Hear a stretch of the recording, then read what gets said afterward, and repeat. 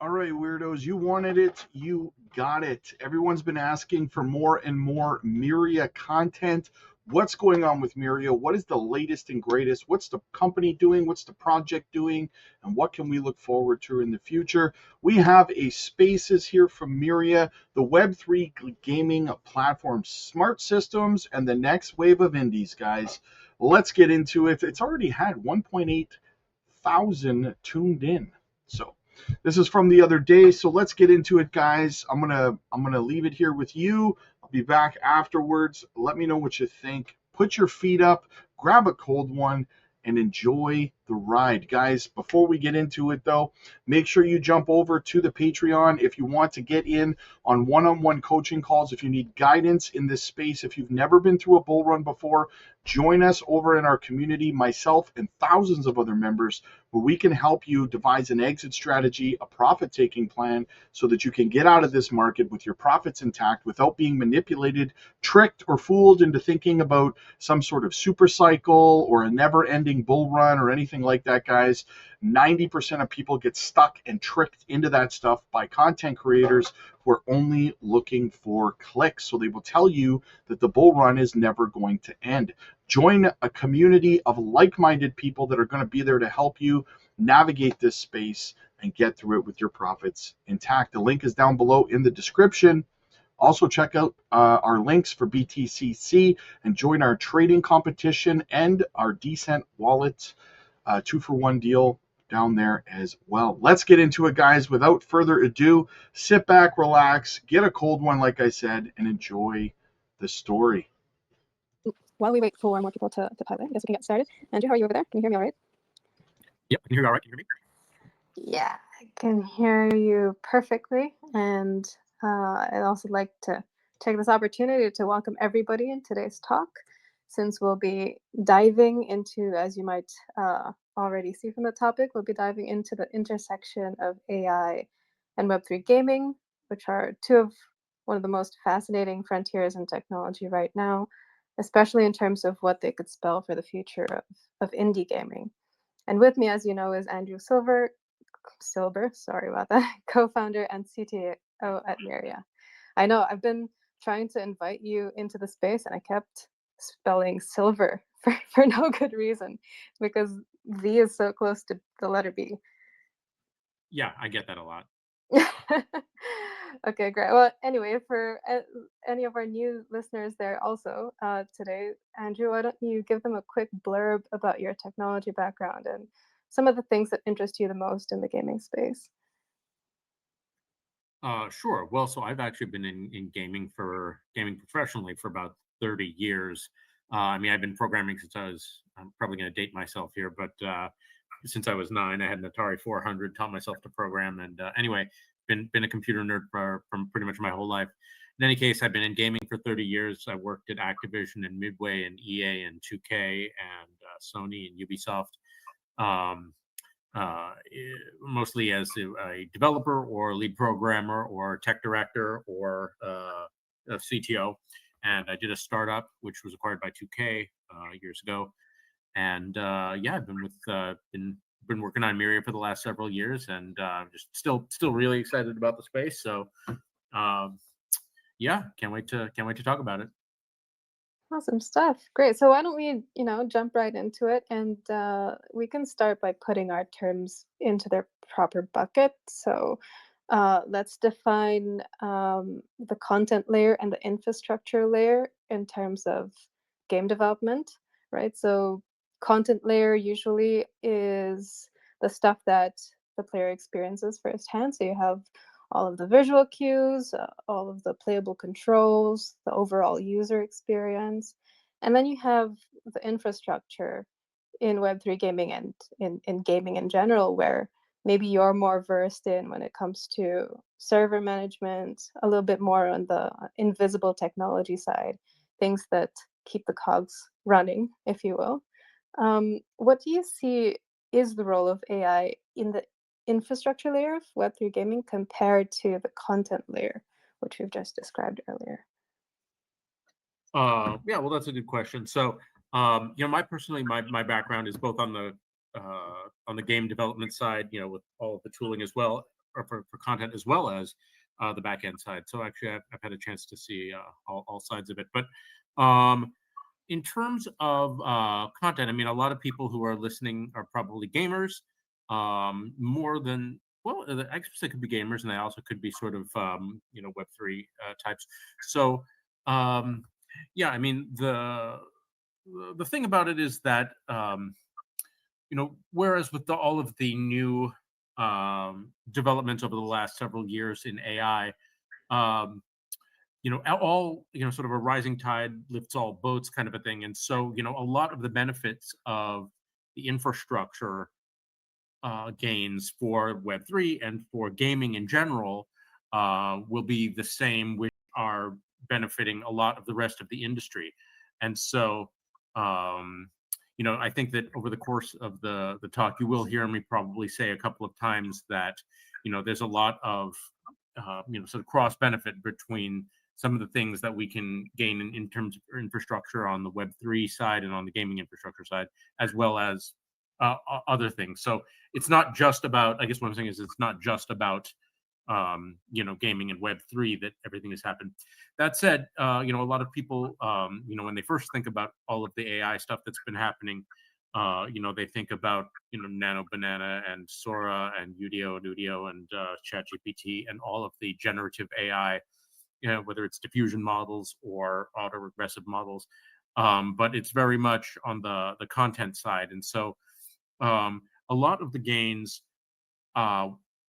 which are coming into which have been arising in the infrastructure side are a little bit more on the unsung, the sort of invisible side, but which are evolutions of some of the techniques which were really refined during the era of big data. So, I mean, of the from I would say 2008 for the following 10 years, there was really a lot of uh,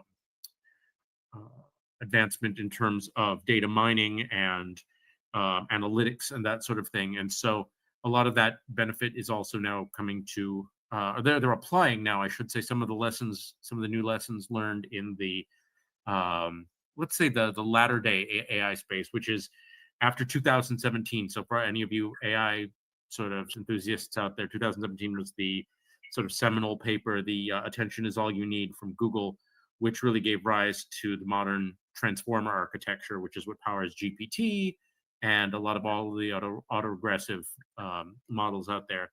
And that's sort of snowballed because a lot of research has then been poured back into refining some of the other sort of ancillary techniques. So things like reinforcement learning and, diffusion and, bringing a lot of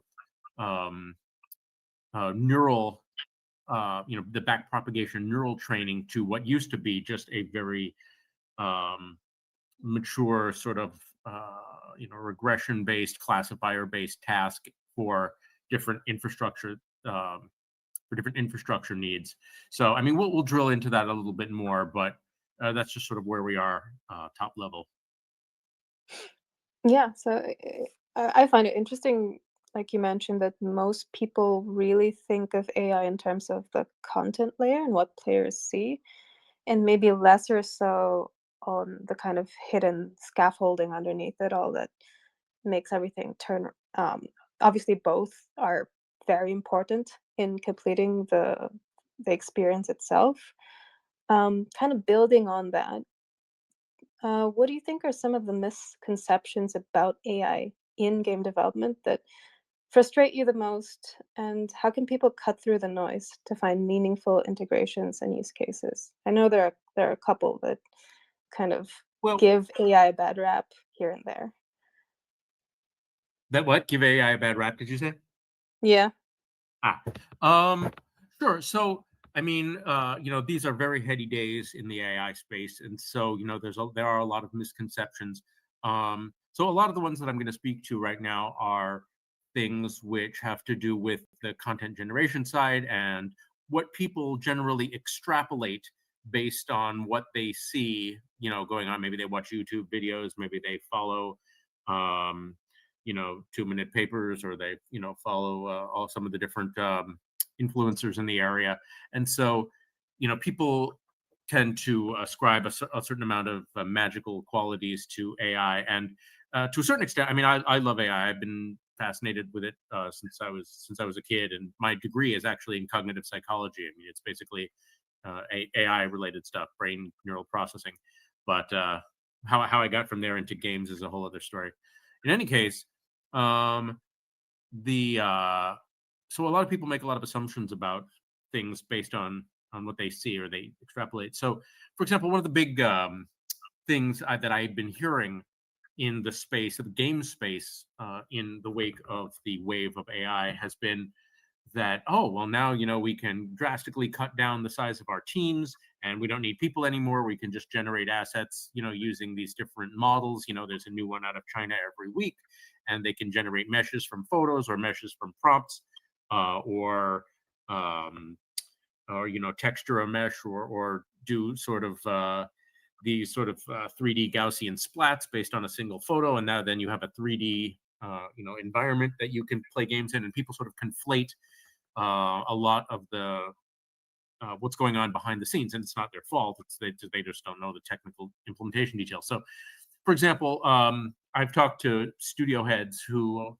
thought, oh, well, we can cut our modeling studio or our modeling staff way down, because now we can just use something like Nano Banana to generate an image of a of a game character or a game prop or a game environment, and then hand it off to one of these image to mesh models. Um, and frequently what happens is that those models are, first of all, way too dense. So in other words, in order for a game model to work in a current present day forward rendering engine, so whether it's forward rendering or a deferred renderer, you're still rendering polygons to the screen, which means you're bound by vertices and texture memory and that sort of thing. And so you have to be very, very aware of the parameters of those models. And so but these meshes that they generate are often extremely high density, millions and millions and millions of triangles, which would drive any game engine like Unity or Unreal to its knees in terms of performance. And also they're messy. They're I mean, without going into too much detail, they have degenerate vertices and all sorts of things which make the mesh not production ready, not game ready. So you'll need to make a polygon. You'll need people to use tools to do polygon reduction passes and clean them up. And then also there's the whole question of skinning and rigging. So I don't know again how much all of our listeners know about games. So it's a little bit inside baseball here, but anytime you have an animated character, then it has to be, in addition to creating the external sort of shell, you have to create for it a skeleton, which is basically the bone structure, and then you have to skin it. So in other words, you have to assign weights for every single vertex to every single bone, and it's often a blended weighting system. And for right now, the models are not nearly evolved enough to generate arbitrary skeletons and skinnings for for taking a photo or a prompt all the way to a 3D mesh.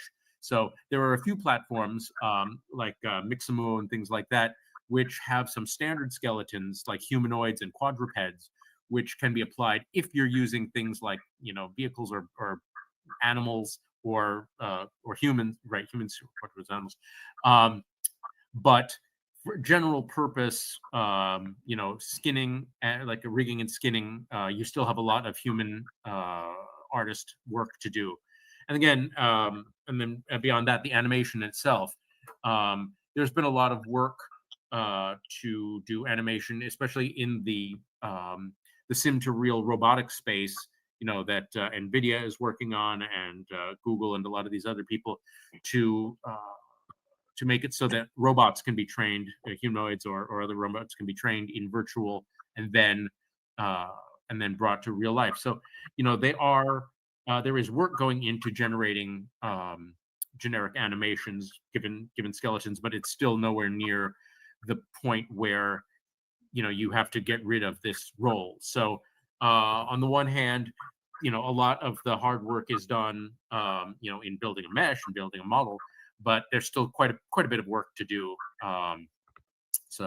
Yeah, and then beyond that, in just even larger, you know, the idea that vibe coded games. I mean, everybody's talking about vibe Oh coding these gosh. days. Yeah. That vibe coded games are in some way going to displace like real indie developers. So we probably have some indie developers, you know, out there who, I mean, you know, they perhaps feel threatened because now anybody can sit down at, you know, Gemini or Claude and say, you know, okay, write me a little a Doom clone or something like that, and it'll bang out a little crappy something. But the reality is that a so the myth, the misconception is that, you know, vibe coded games are in any way production ready. Um, so I mean, so much goes into a game beyond just the, you know, the gameplay. Like, you know, if you write a little vertical slice, maybe you make it look nice, maybe you make your character move around and collect some things, you can shoot some things. But I mean, you know, in order to make a game actually ready to be published, whether it's Web3 or Web2 or anything, um, you know, you have to build an entire framework around that little. It's sort of like, if you can imagine, like a, you know, a jewel set, you know, like a big diamond ring. Well, it's got that whole setting, right? It's got all of these Right. things that are supporting it, all of these, you know, so you've got all of your game framework, your asset pipeline frameworks, you know, downloading your content from your CDN, your menu system, your you know, error system, your you know, user login system, your user management system, the economy system, the you know, all of the degradation systems to support different levels of performance, your LOD systems and everything. So whereas vibe coded games, yeah, you'll get a little something, you know, that you can bang out in a few minutes with these, you know, LLMs, these coding models, Claude Code and so forth. But they tend to be very brittle, and they're spaghetti, and you know, slop is kind of the AI slop is kind of a thing that's been bandied about. I'm sure we'll talk a lot more about that. But you know, it's far from production ready. So, you know, I say again to all of the indie developers out there that you know, just because a lot of these AI tools are maturing, you still got quite a future. So no worries there. Um, More and then some other things that I've heard in terms of misconceptions is that AI can replace like the QA team, for example. Like, oh, now the AI can just play the game for us, and you know, we can just cut it down to a single lead tester or something like that, and he can just define a, you know, a testing plan and then hand it off to the AI. And I mean, to a certain extent, you can you know, you can train bots to play. You know, there are frameworks which allow you uh, to teach bots to play your games, but that's actually nothing new, using reinforcement learning things. But for the most part, um, you still really need humans to, you know, really bang on the edge cases and uh, uh, you know, do things that, and it would never occur to an AI to do. So yeah, a QA is something that I've heard people talking about automating, but I think that there's a limited extent to which the gameplay space would be able to be automated away. Um, and then another, I mean, I guess another thing is that people sort of have the misconception that, you know, AI has a lot of new ideas, and I would say that to a certain extent that's true. Yes, no. I mean, AI is generative, so, you know, Right. if you in other words, it has a certain probabilistic nature to it. So, you know, there's if any of you have messed around with you know, the LLMs, you know that they have a temperature setting, something called temperature. And what that really does is control the probability that a certain pathway of thinking will be chosen over what's the most likely pathway based on the training data. So, you know, AI can often find like you know, can do elaboration on existing ideas. But in terms of its actual novel ability, I've been underwhelmed lately. Now, that's not to say that it won't get better. I'm sure it will. I mean, people are fond of saying this is the worst it will get, and I think that it will get better. But for right now, you know, I think that using AI as an assistant more than as an actual team member in game development is really the realistic way of looking at it. And also, I mean, AI when when you're vibe coding or when you're you know, doing any sort of generative thing, especially with an LLM, there's this sort of AI psychosis thing that's been setting in lately, where it completely, in a sycophantic manner, will suck up to the person. If you say, "Hey, what about an idea where?" What was the canonical example I think Matt Berman used? Like, I'm gonna, hey AI, I have an idea for a new product. It's poop on a stick. I'm gonna sell it and make $1 million. And and the AIs were like, "That's a great idea. It's got novelty value. It's fresh. It's innovative."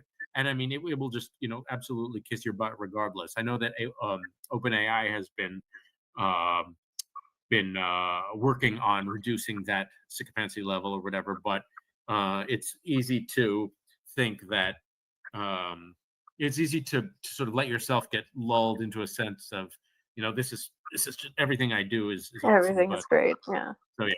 All right. That's a few of the misconceptions that are out there. Hope that answers your question. Yeah, no, it definitely does. Yeah, so you can't just vibe code your way through Rosebud and then export to Steam and then make a bunch of money from your little creation. It's not that simple, I suppose.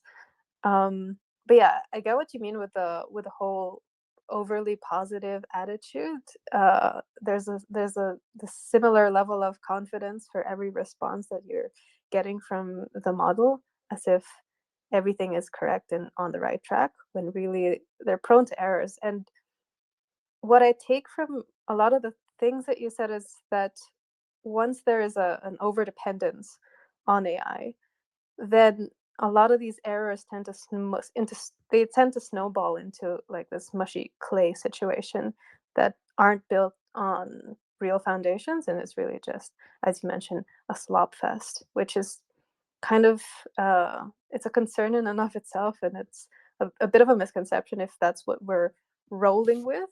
um, Obviously a lot of the fear in the industry is based on, like what you mentioned, that their jobs will be replaced.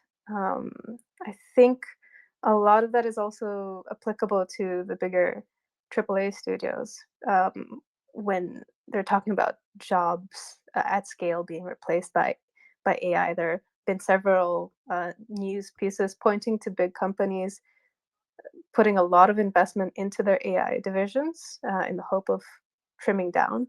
But like you mentioned, there are a ton of things that can't really just be replaced by AI without losing that human element and that sense of authenticity to it.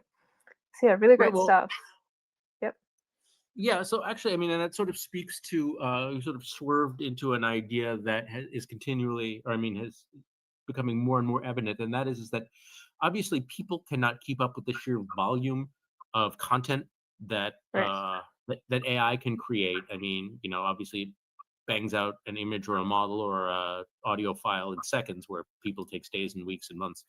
Um, but the key, so a lot of the value that people will be bringing for the foreseeable future to this space, even if they're not doing all of the mechanics of it, like maybe of all of the 3D modeling, is the ability to discriminate. And I don't mean that in a bad discriminating against people way. I mean the ability to know what is good content and what is bad. Mhm. So in other words, people, I mean, people, ideas are a dime a dozen, right? But the person who is successful is the one who knows which ones to discard and which ones have real value.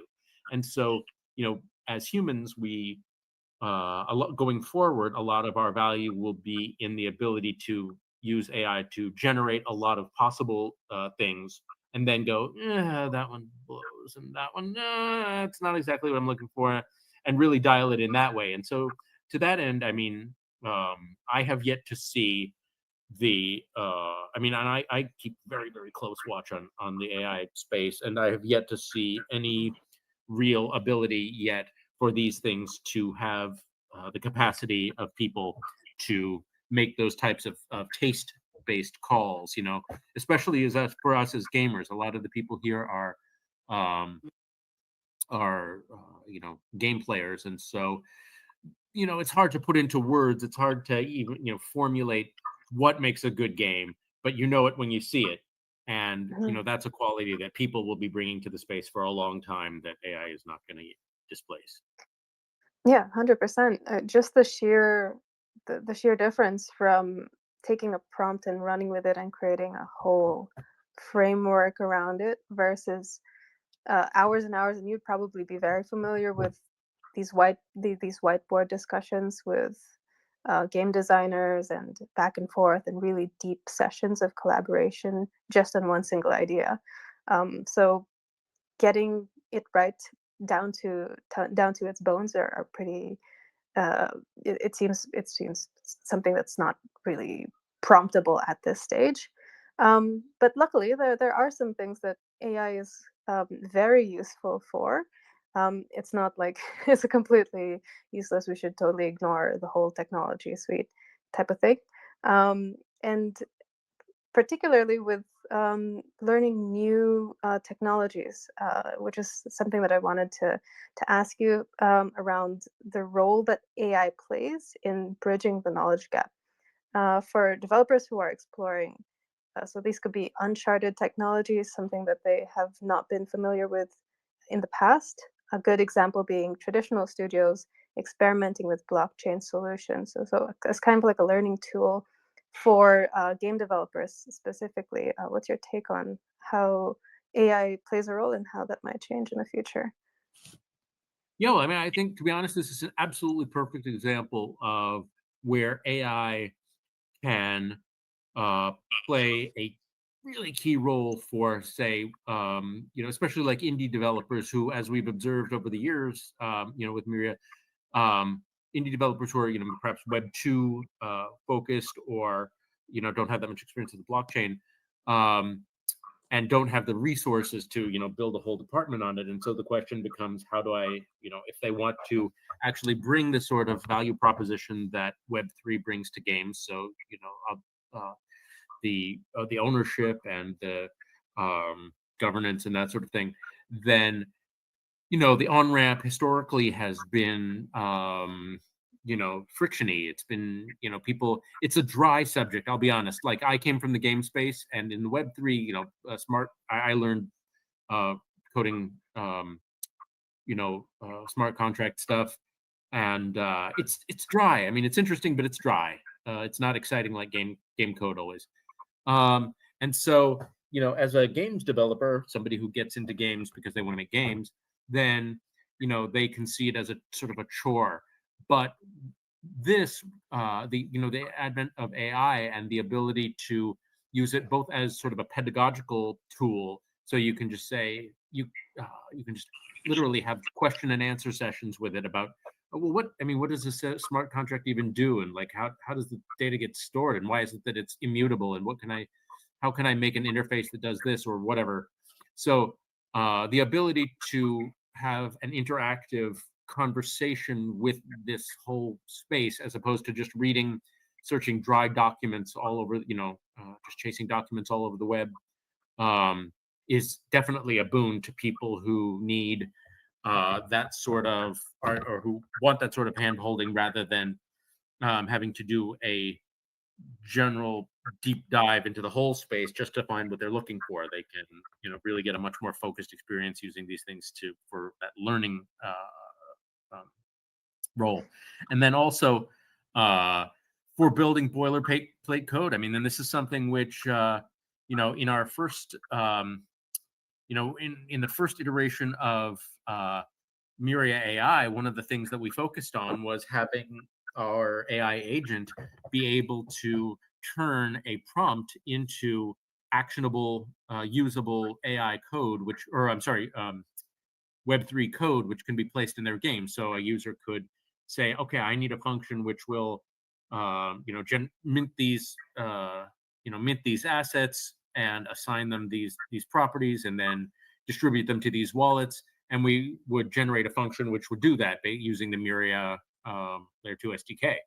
And so the ability for people to use LLMs and things to generate boilerplate and yet functional Web3 code is something which I think is a huge boon to the space. And I think that it also helps, because what happens is, like, if you're not familiar with a particular discipline, like say Web3, and you say, hey, write me a function to mint tokens or do something deploy a contract on the blockchain.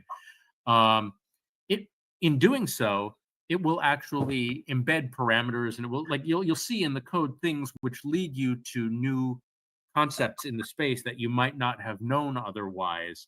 And so having it generate the code for you not only serves the purpose of being a usable code, but also as a pedagogical tool. Right. Yeah. So it kind of goes beyond just a helpful, this is the manual, let me explain the manual to you type of interface. And it actually showing you in the code itself where it's being plugged in and how this information stacks up structurally to the rest of what you're doing. I think is pretty valuable. It's kind of like when you're learning something in general, and you just wish that there was somebody who would answer you nonstop on your tireless train of questions about, okay, if so, then what, and then what, and then why do we need that?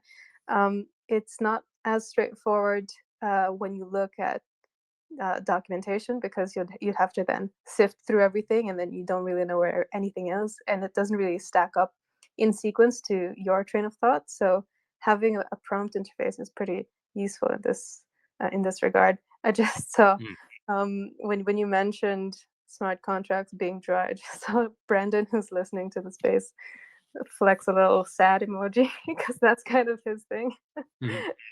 But yeah, really cool. On the topic of smart contracts, like I feel that especially for new indie developers who haven't even touched Web3 in the first place, could be seen as highly technical. It could be seen as an alien piece of technology from what the stack that they're used to. How can AI improve the developer experience without compromising transparency? And by that I mean, how can it smooth over the process of contract deployment, smart contract deployment, without you having to lay your hands off of it and not have full overview of what the contract is doing? Because we know that in the Web3 space, this is typically how security breaches occur, or how exchanges are taken through exploits. It's usually done in the smart contract, right? So how does AI kind of stay within its leash to help out smooth over the process without it being a complete black box of, I have no idea what's happening and what's being deployed? Right. So I think that we're currently in a stage with AI generation where, and particularly in Web3, where there's real funds on the line. I mean, people have real assets with real value, and so obviously you want it to be as transparent as possible and not be a black box and have the AI accidentally, give all of your tokens to randos, whatever. So. So there are a few things that it occurs to me that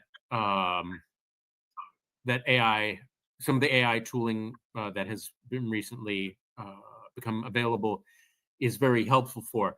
One of them is the ability. One of the things that these AI models, these coding models especially, are very good at is generating, spinning up dashboards and visual data visualizers and things. And so whereas before, if you have a pipeline which ingests user activities, or it has blockchain related interactions and things like that, then you'd sort of send something off.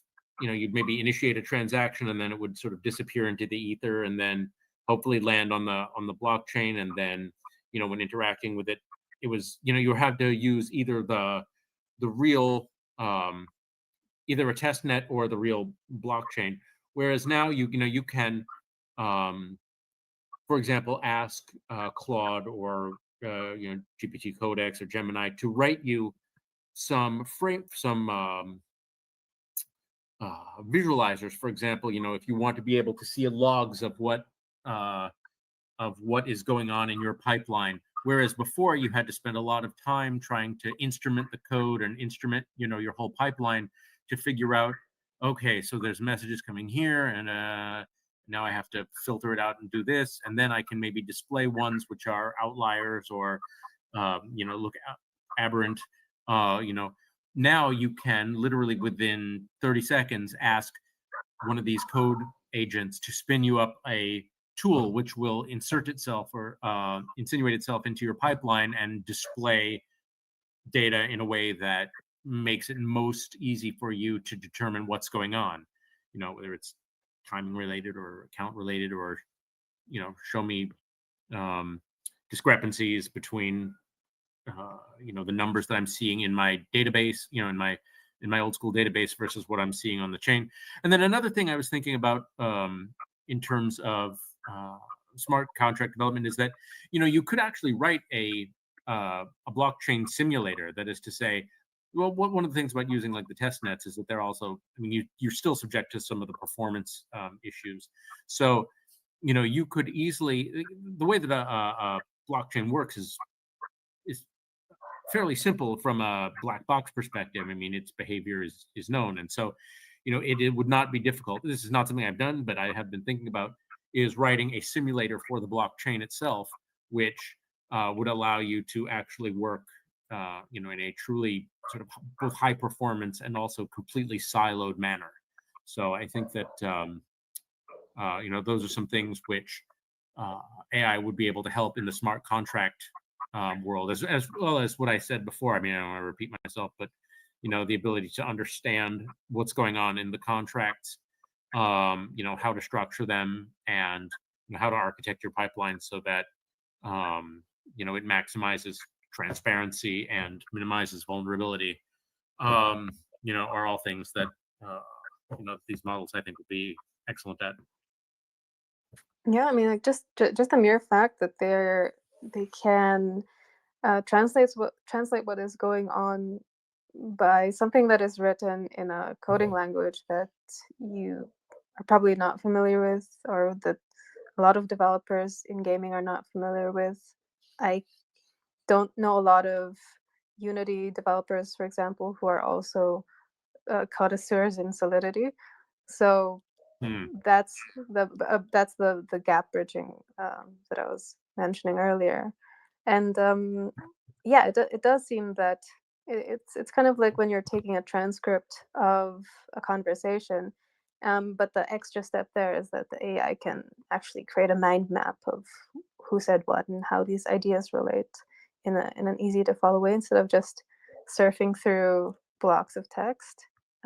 In your world, maybe it looks a little bit like creating editor tools within Unity, where you won't have to really sift through a lot of code and try to figure out how everything works together on your own. You can manipulate it, and you have a control panel of everything laid out in a fairly straightforward manner. That I think is really cool. And that is also something that I believe is now available as a latest update within the MYRIA AI suite, if I'm correct. Right. So our latest rollout is leveraging our AI chatbot agent, which before would allow you to do things like execute various transactions and mint tokens or transfer wallets, create projects and things like that, just by using our chatbot, rather than having to dig around in the documentation, write your own code, or mess around on the portal. You just type it and it does it. But our goal is to close the loop so that our ecosystem is a one-stop shop. So whereas before you would have had to go, and if you wanted to deploy if you wanted to mint a new line of NFTs, then you'd have to go and create an account on another platform and deploy the smart contract. You'd have to copy and paste, and you'd have to be like, oh, okay, I've got to copy these keys here and these there. And then, okay, I've got to move this JSON block back here and come back. And then you've got to manage your, it's more moving parts. And so it's more friction. Whereas now, you are able to, if you want to create a new NFT and do an airdrop or something like that, you can stay completely within the MYRIA ecosystem. So you can just simply tell it, I want to mint a new NFT, and it will talk you through the process. And then when it comes time for the contract address, it'll say, hey, so give me your contract address. And then you tell it, oh, I don't have one. And so it'll say, no problem, I will help you deploy a smart contract. And then it will just talk you through the process and then go ahead and deploy it for you. So, like I said, we're closing the loop so that we can provide a really soup to nuts experience for developers who don't have that much experience on with blockchain and really don't want to know all of the sausage making, all of the dirty details.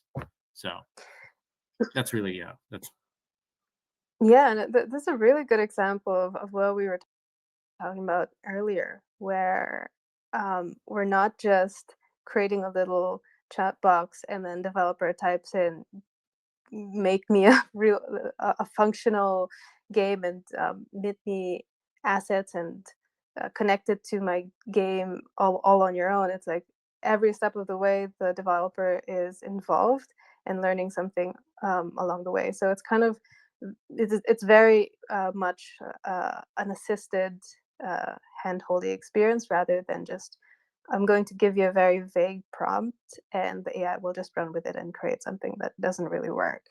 Um, and yeah, I think we're also focusing for the most part on indie developers, and I think this is really interesting, is because we're under the assumption also that bigger studios also have access to AI, and um, giving indie developers new AI tools, the expectation there is not that they would like catch up with exponentially and just meet big developers where they are and everything will be a level playing field right away. I think it has more to do with the unique strength that indie developers have. So just to paint the picture, right? Like we have bigger studios with bigger funding, but usually that comes with a caveat of lesser freedom in comparison because you have investors and publishers to contend with in terms of publishing rights. And you would know this, Andrew, from your time in AAA, that there's a lot of management interference at times and what could sell and all of these other discussions. Whereas indie developers have this unique opportunity to take AI with the freedom that they have. And I think this is something that is very interesting in terms of, okay, you have highly creative individuals who also know their own craft and are inclined to stick to creating very human, authentic experiences.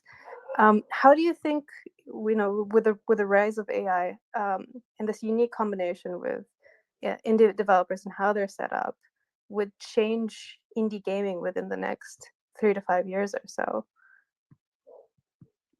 Right. Well, so I mean, indies will continue to have the same advantages over AAA games that they had in the past. Which is not to say, I mean, it's definitely a separate space. So, indie, as you mentioned, you have indies have their advantages: time to market and agility, which is something that the big AAA studios really can't. I mean, they are behemoths of bureaucracy. I mean, if I had a nickel for every time something had to go through a stakeholder, for example, especially if you're talking about a franchise which already exists, then you have whole departments. You have marketing and sales and PR and everything who have to sign off on a lot of different changes. So, I mean, in other words, if you're gonna, um, if you want to, really be nimble and put out something and iterate on it really fast, then indies have the advantage every day of the week. Um, so, I think that and I mean AI is definitely it's a force multiplier, and so in a multiplication expression, there were at least two terms which affect the result. So obviously, a big studio is going to benefit from the advantages of AI also, but at the same time, they are not going to necessarily be more limber in terms of some of the bureaucracy and some of the uh, inertia that plagues the big studios. And so, in that sense, I think that the indies do have an opportunity to close the gap, because they will be able to generate a lot of boilerplate code, which they would have had to write by hand, whereas other big studios have tools departments and already built engines, internal engines and things like that. Maybe they have frameworks for menu systems. Maybe they're working on, maybe they've got a whole FPS framework and they're just going to reskin it and whatever. Well, now that gap is closed because the indies will be able again to create boilerplate or at the framework, let's say, beyond just the gameplay itself. And I will say this though, that you do need to. We're not at the sort of make game wizard yet, where you just type a game in it or type an idea and it makes the whole thing soup to nuts. So the indie developers still will have to be extremely vigilant about what code comes out of these models, and they really will have to architect it themselves and only delegate to the AI very modular pieces that they can control the inputs and the outputs of, and not let it get out of control. Because if you're not careful, these things will absolutely rabbit hole you into spaghetti code and giving you features and things like that that you don't want, or preparing you for architectures that are maybe way over engineered. I've seen that a lot. And so, as long as, if you're an indie and you know what you're doing, then I think that there is an opportunity for indies to actually close the gap with AAA studios coming up in the next 3 to 5. Yeah, I'm seeing a lot of indie games already doing quite well.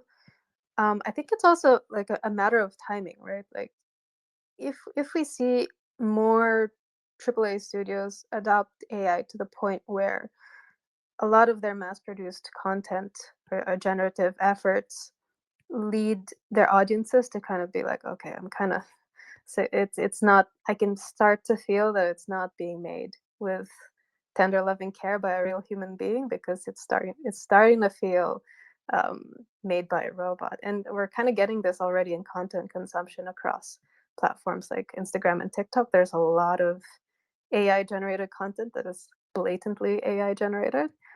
And so by the time that happens, they're also going to want to crave something a little more handmade, which I think the indie developers will come in. And like you mentioned, once they're able to leverage AI not as a tool to keep up with AAA in terms of mass producing content, but rather as a way for them to enhance their creativity and come up with something innovative and something new that hasn't really been done before, coupled with blockchain capabilities, could be a very potent combination, I think. Yeah, definitely. Cool. So let's go ahead and wrap with, I guess, like our last idea, which is something to leave people to think about, and that's how us collectively, we talked about misconceptions in the industry, where it could potentially go if more and more people started to vibe their way into cheap shortcuts to create gaming experiences that aren't really maximizing the potential of AI or blockchain, for that matter. How can we, as a community of game developers, of players, of enthusiasts and investors, kind of band together to take a more responsible approach to using AI to kind of reduce that dystopic slop fest and to course it into something more useful and meaningful as a whole? Yeah, well, I mean, I think that we're obviously going to need to establish. I mean, and this is not just for gaming. I mean, this is just for content in general. And so, I feel like with the amount of money on the line, um, and all the lawsuits and things like that that are pending, that it will eventually be solved. But establishing some standards for provenance for AI generated content, so that because I mean, things, we're living in this AI slop world, but AI is good at sort of learning things. And so if you eventually they are going to figure out that you can train it so that things look less like slop, which is good because then it's not slop. I mean, right now, half of the images out there look like they were generated with GPT, with the GPT image generator. They've got that Ghibli style kind of thing, or that this kind of thick outline and cartoon style. It's just it's immediately obvious, but I still think that we will need some real standards for provenance, and that's actually a real opportunity for Web3. Because of its decentralized and permanent nature. So I think that Web3 and establishing the authenticity of digital content is something that is going to become increasingly important over time. And then I think that we, but at the same time, I mean, I think AI is here to stay. And so, I think that rather than fight it, we also are going to sort of need to lean into it, and actually sort of reward rather than fight. So in other words, incorporate the expectation that AI is there into the gameplay design itself. So whether that means that, you have, characters which players can use AI to generate and then,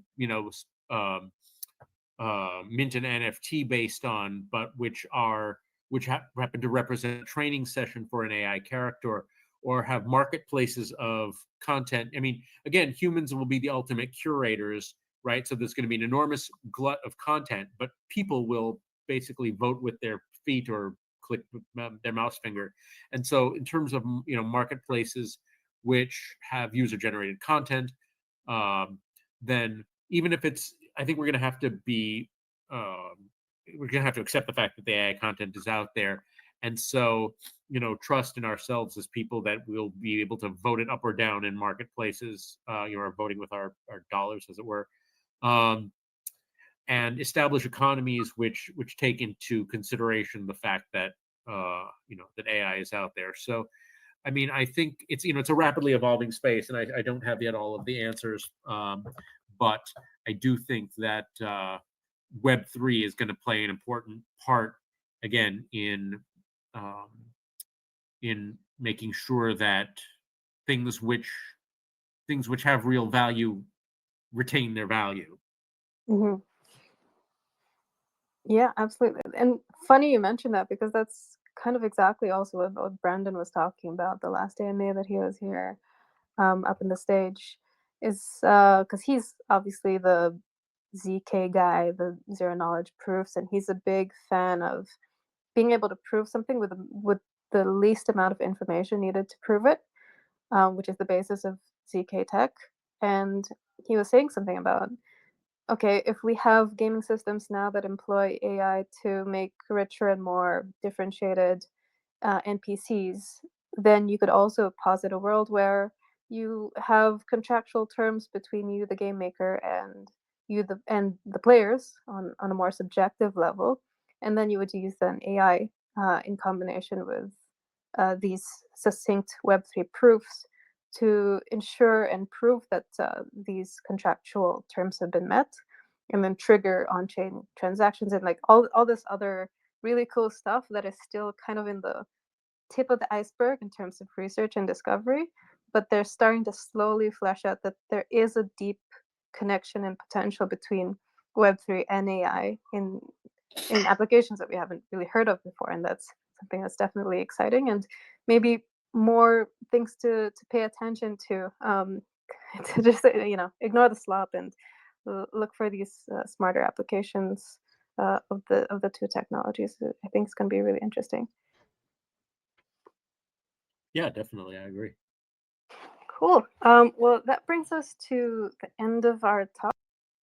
Very, very informative, guys. Listen, I like to think, if you're still here, I like to think that most of you guys are here because you're hoping to benefit from my experience in these markets. Since I've been around through multiple bull runs, right?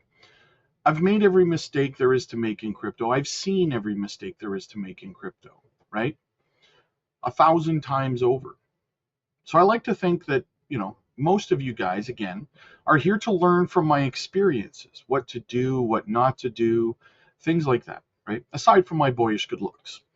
So when I tell you that one of the biggest mistakes I see people make in crypto time and time and time again is a project is boring, a project is beat up, right? It's down, it's red, and it feels like it's just not going to do anything, right? But nothing has changed from when you got into it. The team is still working hard, this team is still developing and stuff like that. Nothing has changed, right? Tokenomics didn't get any worse, nothing like that.